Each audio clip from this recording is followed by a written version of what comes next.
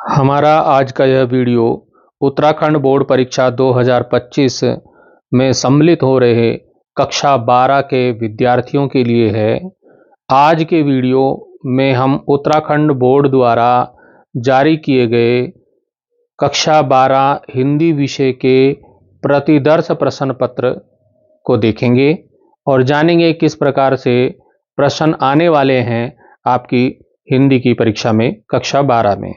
तो आइए बिना देरी किए हुए देखते हैं। जो पेपर है वो 80 अंकों का होगा। 20 नंबर का जो है वो विद्यालय से दिए जाएंगे परीक्षार्थियों को। 80 नंबर का जो आपका सैद्धांतिक थ्योरी का पेपर होगा जिसका समय 3 घंटे होगा। और इस प्रश्न पत्र के 2 खंड अ और ब हैं और इसमें जो है सभी प्रश्न हल करना अनिवार्य होगा। इसका जो खंड अ है वो 54 मार्क्स का 54 मार्क्स का 56 मार्क्स का लगभग होगा और लगभग 24 नंबर का आपका खंड ब होगा, ऐसा लगभग आता है। तो ये आपका 80 नंबर का हो जाएगा। अब इसमें खंड अ में पहला प्रश्न क्या आता है, हम प्रश्नों को देखेंगे, ज़्यादा उत्तर पे ध्यान नहीं देंगे क्योंकि ज़्यादा बड़ा वीडियो हो जाएगा और इसका पेपर बहुत नज़दीक है। तो मैं सिर्फ पेपर समझाने की कोशिश करूंगा इस वीडियो में कि किस प्रकार का पेपर आने वाला है।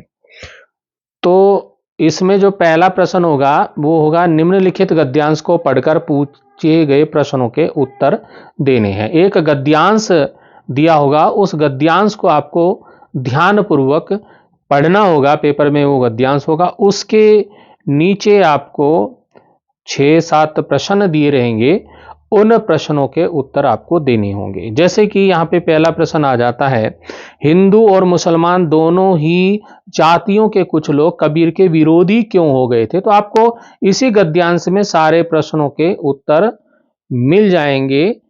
तो यहाँ पर आपको उत्तर इसी में मिल जाएगा कि हिंदू मुस्लिम दोनों धर्मों के लोग उनके शिष्य थे। उन्होंने समानता की दृष्टि रखकर बाह्य आडंबरों और रूढ़ियों का खंडन किया। इसके परिणाम स्वरूप हिंदी और मुसलमान दोनों ही जातियों के लोग उनके विरोधी हो गए थे। तो यहीं से उत्तर मिल जाएगा। ऐसे ही आपको जैसे प्रश्न है कि सिकंदर लोधी ने कबीर को क्यों बुलावा भेजा था, तो यहीं पे आप गद्यांश में उत्तर ढूंढने की कोशिश करेंगे और आपको उत्तर मिल जाएगा। तो यहाँ पर दिया है कि जिस समय सिकंदर लोधी काशी आया तो मुल्लाओं और पंडितों ने उससे कबीर की शिकायत की। इस पर सिकंदर लोधी ने कबीर और कबीर को सिपाही द्वारा बुलावा भेजा। तो ये उत्तर मैं कह रहा हूं आपको उसी गद्यांश से मिलेंगे। आपको ध्यान से पढ़ना है और प्रश्नों के उत्तर ढूंढना है। जैसे कि ये कबीर ने सिकंदर लोधी को देर से आने का क्या कारण बताया, तो यहीं पे आपको उत्तर मिल जाएगा कि जब उसे देर से आने का कारण पूछा गया तो उसने कबीर ने उत्तर दिया, यहीं पे दिया है, कबीर ने उत्तर दिया कि मैंने देखा कि सुई के छेद से हाथी घोड़े ऊंट पर्वत सब निकलते चले जा रहे हैं। तो ये उसने देर से आने का कारण बताया। अब यहीं पर आपको प्रश्न आता है कि कबीर जन्मजात रूप से कैसे व्यक्ति थे। तो शुरू में ही उत्तर दिया है, देखो पहली लाइन में ही दिया उत्तर, कबीर जन्मजात प्रतिभाशाली व्यक्ति थे। तो ये उत्तर आपको यहीं मिलने वाले हैं। और मैं पहले प्रश्न आपको बता रहा हूं, आगे मैं उत्तर नहीं बताऊंगा, सिर्फ आपको प्रश्नों की जानकारी दूंगा। अब आता है हिंदू मुस्लिम दोनों ने समानता की दृष्टि से किसका खंडन किया। तो यहीं पर उत्तर मिल जाएगा इस पे। यहीं पर हिंदू मुस्लिम दोनों धर्मों के उन्होंने समानता की दृष्टि से रखकर बाह्य आडंबरों और रूढ़ियों का खंडन किया। ठीक है, तो ये सब आपको उत्तर इसी में ही मिलने वाले हैं। अब आता है कबीर की बातों से कौन सबसे ज्यादा प्रभावित हुए, ये भी उत्तर आपको मिल जाएगा। और इस गद्यांश का उपयुक्त शीर्षक है वो भी आपको कबीर ही मिल जाएगा। ठीक है, तो ये इस प्रकार से गद्यांश होगा और उसके प्रश्न आपको देने होंगे, प्रश्नों के उत्तर देने होंगे। अब जो दूसरा प्रश्न आता है कक्षा 12 हिंदी में, वो किसी एक विषय पे 200 शब्दों का निबंध लिखना, 8 नंबर का प्रश्न है, बहुत इंपॉर्टेंट होता है। 8 नंबर बहुत इंपॉर्टेंट होते हैं, तो आप इनको कोई भी एक निबंध, सारे नहीं, केवल एक निबंध, 4 विषय आपको वहां दिए होंगे, 4 टॉपिक होंगे, उनमें से किसी एक पर आपको निबंध लिखना होगा। जैसे मेरे जीवन का लक्ष्य, राष्ट्र निर्माण में नारी की भूमिका, जीवन में परिश्रम का महत्व और प्राकृतिक आपदा और उत्तराखंड, इसके बारे में भी आप निबंध लिख सकते हैं। तो किसी एक निबंध को लिखना होगा, 8 नंबर का हो गया।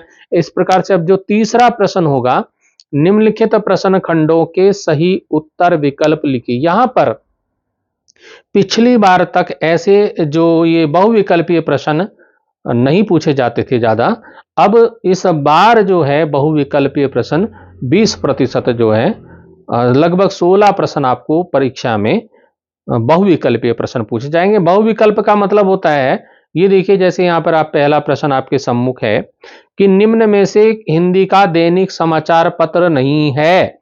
तो अब यहां पर क्या है, 4 विकल्प दे रखे, बहुविकल्प मतलब उत्तर 4 दिए हैं। Hindustan, India Today, Navbharat Times, Amar Ujala, 4 उत्तर दिए हैं। इनमें से कोई एक छांट के उत्तर देना है कि कौन सा उत्तर सही है, वो लिखना है। ये चारों वहां पेपर में लिखने लिखने मत लगना, मतलब इनको लिखने में आप समय बर्बाद मत करना, सिर्फ उत्तर लिखना, कौन से प्रश्न का सही उत्तर कौन सा है। तो इसमें मान लीजिए आपका ये वाला इंडिया टुडे जो है, इसका सही उत्तर है, तो आप इसको वहां कॉपी पे लिख देंगे। ना प्रश्न लिखना है, ना 4 उत्तर लिखने, केवल इस उत्तर को लिखना है जो सही उत्तर है। इसी प्रकार से जैसे कि दूसरा प्रश्न आ गया, विश्व हिंदी दिवस कब मनाया जाता है। और ज्यादातर बच्चे क्या सोचते हैं कि हिंदी दिवस 14 सितंबर को मनाया जाता है, लेकिन यहां पे प्रश्न देखिए, प्रश्न पूछा है विश्व हिंदी दिवस, वर्ल्ड हिंदी दिवस है ना। तो वर्ल्ड का जो हिंदी डे है वो कब मनाया जाता है, पूरे विश्व का, केवल इंडिया का नहीं, भारत का नहीं, भारत का 14 सितंबर है, लेकिन जब विश्व का पूछ रहा है तो इसका उत्तर हो जाएगा 10 जनवरी। तो ये इसका सही उत्तर होगा, मतलब 4 उत्तर में से जो सही होगा उसको आपको सही करके लिखना है। तो इसी प्रकार से आपके और प्रश्न भी होंगे इसमें, जैसे कि ये ग वाला आप देख लीजिए, मैं ज्यादा नहीं बता रहा हूं, आप देखते रहिए। घ वाला है, पत्र पत्रिकाएं किस प्रकार का संचार माध्यम है, ये है ना, प्रिंट माध्यम है, दृश्य माध्यम है, श्रव्य माध्यम है, इलेक्ट्रॉनिक माध्यम है। तो जो सही उत्तर है वो आपको करना है, इसकी तैयारी कर लीजिए। जो मार्केट में मास्टरमाइंड वगैरह आए हैं उसमें ये सब दिया है, आप उससे तैयार कर लीजिए। फिर है एक सुव्यवस्थित सृजनात्मक लेखन जिसमें सूचना, मनोरंजन, शिक्षा को महत्व दिया जाता है, निम्न में से क्या कहा जाता है, विशेष लेख, रिपोर्ट, फीचर, जो कुछ भी उत्तर होगा वो आप वहां पर लिखिएगा। इसी प्रकार से जो चौथा प्रश्न किस प्रकार से आएगा, चौथा जो प्रश्न है वो जैसे कि हाई स्कूल में आपने देखा निबंध, वो क्या नाम, प्रार्थना पत्र लिखने को आता है, उसी प्रकार से यहां पर भी 2 ऑप्शन आपके पास दिए रहेंगे। एक तो है यहां पर बेटी बचाओ बेटी पढ़ाओ विषय पर 150 शब्दों का एक आलेख लेख लिखना है, या फिर अपने क्षेत्र में खेल कूद के लिए उपयुक्त सामान की व्यवस्था करने के लिए नगर पालिका अध्यक्ष को पत्र लिखना है। तो या तो पत्र लिखिए या आलेख लिखिए, 2 में से एक चीज आपको लिखनी है। इस प्रकार से चौथा प्रश्न आने वाला है। जो 5वां प्रश्न है, तो उसमें क्या होता है, ये हाई स्कूल में भी होता है और इंटर में भी होता है।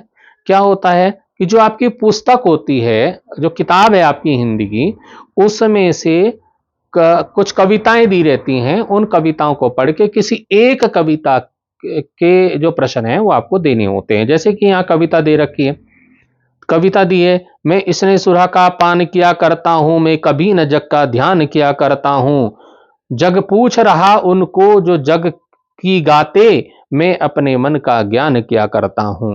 तो ये कविता है। अब कौन सी कविता है आपने पढ़ी होगी। अब इस कविता में 3 प्रश्न यहां पे दिए हैं, इन 3 प्रश्नों के उत्तर आपको लिखने हैं इस कविता के आधार पे। ऐसे यहां पे दूसरी कविता दी होगी, यहां दूसरी कविता आपको दी है, इस इस कविता दूसरी वाली कविता को पे भी कुछ प्रश्न दिए होंगे, वहां पर भी आपको 3 प्रश्न दिए होंगे। उन 3 प्रश्नों के उत्तर उस कविता के आधार पे आपको लिखने होंगे। तो ये आपका 5वां प्रश्न हो गया। अब छठा प्रश्न जो है इसमें भी एक कविता है और उस कविता को पढ़ करके उसका भाव सौंदर्य लिखना है। अब भाव सौंदर्य क्या होता है ये मैं अलग से वीडियो में आपको बताऊंगा, अभी मैं सिर्फ ये बता रहा हूं, यहां पे आपको भाव सौंदर्य लिखना है। कविता, ये आपकी कविता कोई भी कविता हो सकती है आपकी किताब से, तो उसमें जो भाव सौंदर्य, उसकी भाषा क्या है, उसकी शैली क्या है, उसमें किस चीज का उसका मुख्य विषय क्या है, क्या वर्णन किया है कवि ने, सब भाव सौंदर्य में आ जाता है। ठीक है, तो उसको सब आप लिखिएगा। और अब आता है 7वां प्रश्न। 7वां जो प्रश्न है, निम्नलिखित में से किन्हीं 2 प्रश्नों के उत्तर दीजिए। वहां पे 3 प्रश्न आपको इस प्रश्न के अंतर्गत क ख ग जो यहां पर दिए रहेंगे, और ये तीनों प्रश्न आपकी काव्य खंड से, जो आपके कवि हैं उनकी कविताओं से ही आपको ये प्रश्न मिलेंगे। इसमें से केवल 2 करने हैं, 3 के 3 करके समय बर्बाद नहीं करना है। इसी प्रकार से अब 8वां प्रश्न आ जाता है। 8वां प्रश्न आता है, निम्नलिखित गद्यांशों में से किसी एक पर आधारित प्रश्नों के उत्तर दीजिए। अब जो गद्यांश आपके होंगे, गद्य खंड आपका पुस्तक आरोह जैसे पुस्तक है, उसमें जो गद्य खंड होंगे, गद्य खंड के पाठ होंगे, उसमें से कोई गद्यांश यहाँ पे दिया रहेगा, उस गद्यांश को पढ़ना है और उसके नीचे दिए गए प्रश्नों के उत्तर देने हैं। जैसे कविताओं के नीचे तो प्रश्न थे उनके उत्तर देने थे, ऐसे यहाँ गद्यांश को पढ़ करके गद्यांश के नीचे दिए गए प्रश्नों के उत्तर देने हैं। यहाँ पे भी आपको 2 गद्यांश मिलेंगे, पहला दूसरा, उसमें से किसी एक गद्यांश के करने हैं, दोनों के प्रश्नों के उत्तर नहीं लिखने हैं, केवल एक के प्रश्न के उत्तर लिखने हैं। अब चलते हैं प्रश्न संख्या 9। प्रश्न संख्या 9 में क्या आएगा, निम्नलिखित में से किन्हीं 2 प्रश्नों के उत्तर दीजिए। आपने जो गद्य खंड पढ़ा, उस गद्य खंड में अभी गद्यांश आ गया, फिर उसमें से प्रश्न भी होंगे। ये प्रश्न होंगे, 3 प्रश्न होंगे और 2 प्रश्नों के उत्तर आपको करने होंगे। आपने जो पाठ पढ़े उन्हीं में से ये प्रश्न होंगे। और कौन से पाठ इंपॉर्टेंट हैं इस साल की परीक्षा के लिए, उसके लिए मैंने अलग से वीडियो बनाया है, इसी चैनल पर है, आप देख लीजिएगा। प्रश्न संख्या 10 जो है, निम्नलिखित में से किन्हीं 3 प्रश्नों के उत्तर दीजिए। ये आपका एक अलग से पुस्तक है वितान, ठीक है, उससे ये प्रश्न पूछे जाएंगे। इसमें आपको 4 प्रश्न पूछ लेते हैं, तो उसमें से आपको 3 प्रश्नों के उत्तर देने होंगे। जैसे कि सिल्वर वेडिंग शीर्षक कहानी के संदेश को व्यक्त कीजिए। ये सिल्वर वेडिंग एक पार्ट है, उसमें से है। ऐसे ही एक जूझ पार्ट है, तो जूझ से भी प्रश्न आएगा। जूझ पाठ के आधार पर बताइए कि कथानायक के व्यक्तित्व का सर्वाधिक प्रभाव किस पर पड़ा, किस प्रकार पड़ा, जो भी है। और ऐसे ही इसमें मोहनजोदड़ो के खंडरों को देखकर लेखक को किस गांव की याद आती है और क्यों आती है। ऐसे ही सिल्वर वेडिंग का अर्थ क्या है, इस पाठ में किसकी सिल्वर वेडिंग की बात की जा रही है। और ऐसे ही अगला प्रश्न आता है 11वां प्रश्न, सिंधु घाटी सभ्यता मूलतः कृषि प्रधान सभ्यता थी, अतीत में दबे पांव, ये पाठ है एक। इस शीर्षक के आधार पर उक्त कथन पर प्रकाश डालिए, या फिर जूझ के कथानायक की ओर संकेत करते हुए इस उपन्यास अंश की कथा वस्तु का विवेचन कीजिए। इस प्रकार से आपका जो खंड अ है, जो कि लगभग 56 नंबर के लगभग है, वो आपका कंप्लीट हो जाएगा। अब आता है खंड बा, ये ध्यान दीजिए, यहां पे आ गया खंड बा। खंड बा आपकी एक पुस्तक है संस्कृत प्रबोधिनी, उस संस्कृत प्रबोधिनी से खंड बा पूछा जाएगा। इसमें क्या होगा, सबसे पहले जो प्रश्न, सबसे पहले आपको पता होना चाहिए आपके पेपर में 17 प्रश्न आएंगे, और यहां पर हम बात कर रहे हैं 12वें प्रश्न की। जो 12वां प्रश्न है, इसमें लिखा है, निम्नलिखितम गद्यांशम पठित्वा केवलम 3 प्रश्नान संस्कृत भाषायाम पूर्ण वाक्येन उत्तरत। मतलब निम्नलिखित गद्यांश को पढ़ना है और उसको पढ़ करके उसके नीचे दिए गए 3 प्रश्नों के उत्तर देने हैं। 4 प्रश्न वहां पे दिए होंगे, आपको 3 प्रश्नों के उत्तर देने हैं। हर प्रश्न 1 अंक का होगा। तो अब यहां पर देखिए कि एक यहां पर गद्यांश दिया है, तो इस गद्यांश को मैं बता देता हूं, आगे मैं प्रश्न बताऊंगा आपको। तो ये गद्यांश क्या है, देखिए, अथ कदाचित मंडूक कुलेन काचित स्पर्धा आयोजिता की किसी समय की बात है और मेंढकों के परिवार में, मंडूक कुलेन, मंडूक मेंढक, मेंढकों के परिवार में एक स्पर्धा, उनके कुल में एक स्पर्धा हुई, एक प्रतियोगिता हुई और यह समुच्चस्य स्तंभस्य शिखरम सर्वादौ प्राप्नुयात् सा विजयी भवेत् इति सर्वे मंडूके निर्णीतम। मेंढकों ने निर्णय लिया कि एक ऊंचा स्तंभ, एक ऊंचा खंबा, जो सबसे ऊंचे खंबे के शिखर पर, उसकी चोटी पर पहुंच जाएगा, चढ़ जाएगा, मतलब वो ही क्या होगा, विजयी होगा, वो उसको जीता हुआ समझा जाएगा। तो स्पर्धायाम भागम गृहीतुम बहवः मंडूका अग्रे आगता। तो स्पर्धा में मतलब प्रतियोगिता में भाग लेने के लिए बहुत सारे मेंढक आगे आ गए। स्पर्धा दृष्टुम तो असंख्यका मंडूका तत्र सम्मिलिता, और इस स्पर्धा को देखने के लिए बहुत सारे मेंढक आ गए वहां पर। उस प्रतियोगिता को देखने के लिए, कंपटीशन हो रहा है तो देखने के लिए आ गए कि कौन मेंढक सबसे ऊंची खंबे पे, चोटी पे चढ़ेगा। स्पर्धा आरब्ध, प्रतियोगिता शुरू हो गई। मंडूका स्तंभ से आहरणम आरब्धवंता, मेंढक स्तंभ के पर खंबे पर चढ़ना मेंढकों ने प्रारंभ कर दिया कि मैं चढ़ूंगा, तो चढ़ना शुरू कर दिया। प्रेक्षकः मंडूकः करताड़ेन अरे अहो हो इत्यादि भी शब्दे च स्पर्धार्थीनः प्रोत्साहितवन्तः। तो जो प्रेक्षक थे, जो मतलब दर्शक जो मेंढक थे, वो वहां पर उनको चढ़ते हुए देख रहे थे और उनके उत्साहवर्धन के लिए तालियां बजा रहे थे और अरे ओहो हो ऐसे शब्दों को बोल करके उनका उत्साहवर्धन कर रहे थे जो भी प्रतियोगी वहां पर थे। तो इस तरह से ये गद्यांश है। अब इसमें प्रश्न है, देखिए पहला प्रश्न है, स्पर्धा केन आयोजिता। तो अब इसी में से उत्तर मिलेंगे। स्पर्धा किसने आयोजित की, तो पहले ही उसमें यहां पर दिया है मंडूक कुलेन काचिद स्पर्धा आयोजिता, बस हो गया उत्तर, यहां से लिखना है। मेंढकों के परिवार ने स्पर्धा आयोजित की। अब आता है प्रश्न, आता है सर्वे मंडूक किम निर्णीतम, सब सारे मेंढकों ने क्या निर्णय लिया। यहीं पर उत्तर देखिए, यहीं पर उत्तर आपको दिखाई देगा, ये मिल गया यहां पे। यह समुच्चस्य स्तंभ से, जो सबसे ऊंचे खंबे पर के शिखरम, शिखर को सर्वादौ प्राप्त कर लेगा, उस पर चढ़ जाएगा, स विजयी भवेत, वह विजयी होगा, इति सर्वे मंडूके निर्णयतम, ये सभी मेंढकों ने निर्णय लिया। अब आता है कि मंडूका किम आरब्धवंता, मेंढकों ने क्या करना शुरू कर दिया। तो मंडूका, यहां उत्तर है मंडूका स्तंभ से आरोहणम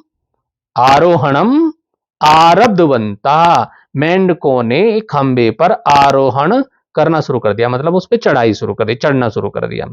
अब आता है प्रेक्षकः मंडूकः करताड़ेन किम अकरोत, जो प्रेक्षक, जो दर्शक वो थे, मेंढक थे, उन्होंने करताड़ेन मत कर मतलब हाथ बजाकर, ताली बजाकर, मतलब क्या क्या किया उन्होंने।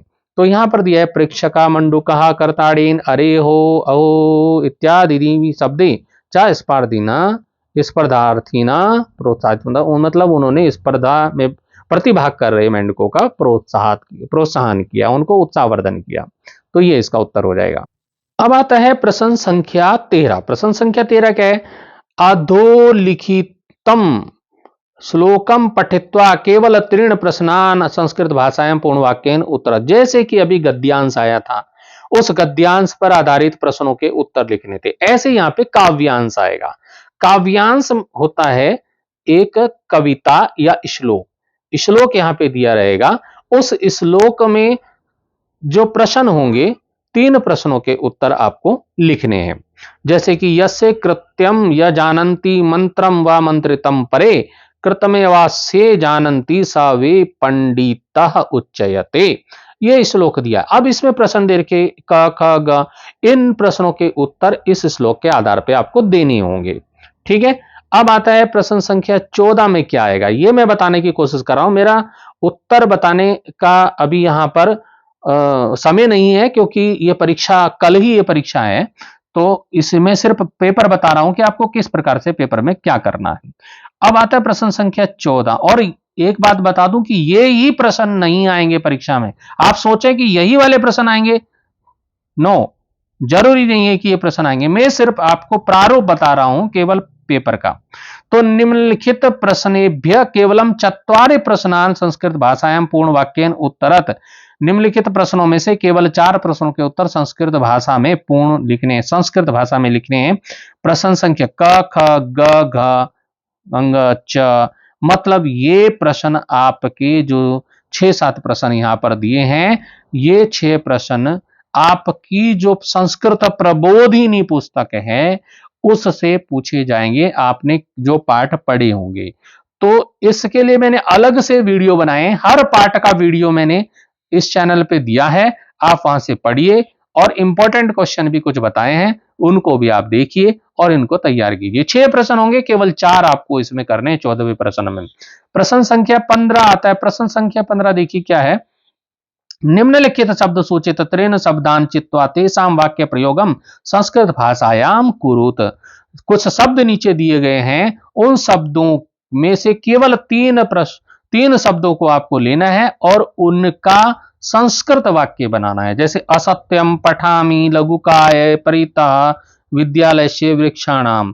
तो ये आपके 6 शब्द यहां पे दिए हैं, केवल आपको 3 शब्दों का वाक्य प्रयोग करना है, वाक्य बनाना है संस्कृत में। प्रश्न संख्या 16 देखिए। 16वां प्रश्न है, अधोलिखितानाम प्रश्नान यथा निर्देशम उत्तरत। निम्नलिखित प्रश्नों का निर्देशानुसार उत्तर दीजिए। यहां पर फिर मैंने कहा बहुविकल्पीय प्रश्न आपके पास आएंगे, 4-4 उत्तर आपको दिए रहेंगे, एक उत्तर आपको छांट करके लिखना है। जैसे कि यहां प्रश्न है, गुरु छात्राय पुस्तकम ददाती। ये जो है यहां पर अत्र छात्राय पदे कारक कौन सा है, इस छात्राय पद में कारक कौन सा है। कर्ता ने कर्म को करण से संप्रदान के लिए, तो इसमें साय, अब ये संप्रदान कारक, इस तरह से इसका उत्तर आपको लिखना होगा। अब आते हैं, 4 उत्तर आपको दिए रहेंगे, कोई एक उत्तर आपको लिखना है। इस तरह से आपके कई प्रश्न होंगे। अष्टाध्यायी शब्द का समास, अष्टाध्यायी शब्द में कौन सा समास है, द्वंद्व समास है, अव्ययी भाव है, द्विगु है, या इनमें से कोई भी नहीं है। तो जो उत्तर सही होगा वो आपको लिखना होगा। ऐसे ही है, लिख धातु लंग लकार से उत्तम पुरुष बहुवचन से रूपम लिखत। लिंग धातु का लंग लकार उत्तम पुरुष बहुवचन रूप बताइए। अलिखाम है, लिखाम है, अलिखत है, या उपर्युक्तेषु कश्चन अपि नास्ति, या इसमें से कोई भी नहीं है। तो इसी तरह से ये हो गया। लता शब्द से षष्ठी विभक्ति एक वचन रूप लिखिए। तो ये लते, लताया, लताम, या इनमें से कोई नहीं।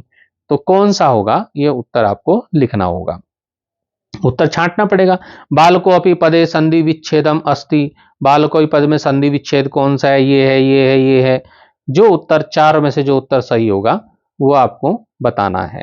निफलम इति विग्रह संधि कुरुत। निष्फलम, निष्फलम, निष्फलम, ये कौन से वाला होगा। अब इस प्रकार से ये प्रश्न आपके 4-5 प्रश्न, 5 प्रश्न ये वाले बहुविकल्पी हो गए। अंतिम प्रश्न की ओर चलते हैं। अंतिम प्रश्न में क्या है, अस्मिन प्रश्न पत्रे आगतम श्लोकम विहाय।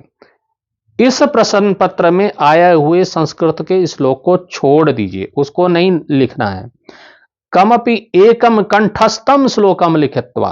कोई एक श्लोक आपको जो याद है, कंठस्थ है, तस्य हिंदी भाषायाम अनुवाद कुरुत। उसका हिंदी भाषा में अनुवाद करना है। कोई एक श्लोक, इस प्रश्न पत्र में आए हुए श्लोकों के अतिरिक्त कोई एक कंठस्थ श्लोक लिखकर उसका हिंदी अनुवाद कीजिए। और कभी कभी श्लोक लिखने को भी आ जाता है कि श्लोक भी लिखिए और उसका हिंदी अनुवाद भी कीजिए। तो प्यारे बच्चों, इस प्रकार से हिंदी का प्रश्न पत्र आपके सामने आ सकता है। आप उसको बिना किसी घबराहट के, बिना किसी चिंता के आराम से सारे प्रश्नों को हल कीजिए। कोई भी प्रश्न आपको छोड़ना नहीं है, आप आराम से पास होंगे, कोई फेल नहीं होगा। बस आपको सारे प्रश्न सॉल्व करने हैं। मेरी शुभकामनाएं आप सबके साथ हैं, आप सफल हों।